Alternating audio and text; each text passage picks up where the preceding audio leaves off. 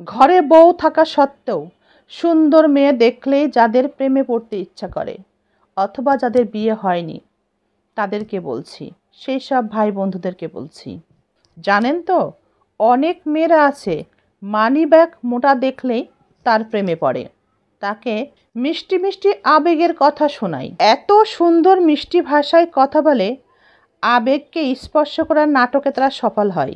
ঘরে বউ বাচ্চা থাকা সত্ত্বেও মোটা মানিব্যাগের ভাই বন্ধুরা তাদের প্রেমেই হাবুডুবু খায়। এই যে প্রেমিক পুরুষ ভাইয়েরা, আপনাদেরকেই বলছি, যারা আপনাদের মোটা মানিব্যাগের প্রেমে পড়ে তাদেরকে নিয়ে আপনারা ঘুরতে যান, নামি দামি রেস্টুরেন্টে বসে তাদেরকে নিয়ে খাবার খান, দামি দামি গিফটও কিনে দেন, এদিক সেদিক ঘুরতে নিয়ে যান, এটা সেটা কিনে দেন। আপনি কি জানেন সেটা ওই মেয়েগুলো আপনার মোটা মানিব্যাগকেই ভালোবাসে? আপনি কি বুঝতে পারেন না, নাকি বুঝতেই চান না? আপনার মানিব্যাগ যখন পাতলা হতে থাকবে তখন ওই মেয়েগুলো আপনাকে আর ভালোই বাসবে না, কারণ ওরা আপনাকে তো ভালোই বাসেনি, ভালোবেসেছিল আপনার ওই মোটা মানিব্যাগকে। কেন যে আপনারা বুঝতে চান না?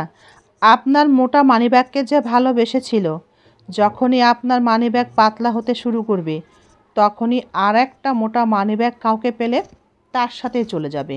চলে যাবে কি, তার প্রেমে রীতিমতো পড়ে যাবে, তার আবেগ নিয়েও খেলবে।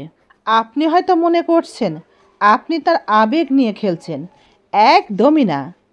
বরং ওই মেয়েটি আপনার টাকাকে উড়িয়ে এক মজার খেলায় মেতেছে। টাকা উড়ানো যখন শেষ হবে তখন সে আবার কারো প্রেমে পড়বে, আর আপনি তখন বলবেন, আহারে উহুরে, মেয়েরা কি শয়তান, মেয়েরা কি বেঈমান, কি স্বার্থপর, আহা কত কষ্ট। তখন এত কষ্ট পেয়ে কি লাভ হবে? সর্বনাশ যা হবার তা তো হয়েই গেল। নিজের পকেটের টাকা নষ্ট করে পর নারী নিয়ে কখনো ফুর্তি করতে হয় না, আনন্দ করতে হয় না। এই মেয়েগুলো জীবনে আজ আছে তো কাল নেই, বরং পস্তাতে হয়, থাকতে হয় স্ত্রী সন্তানকে নিয়ে, অর্থ খরচ করতে হয় পরিবারের পিছনে।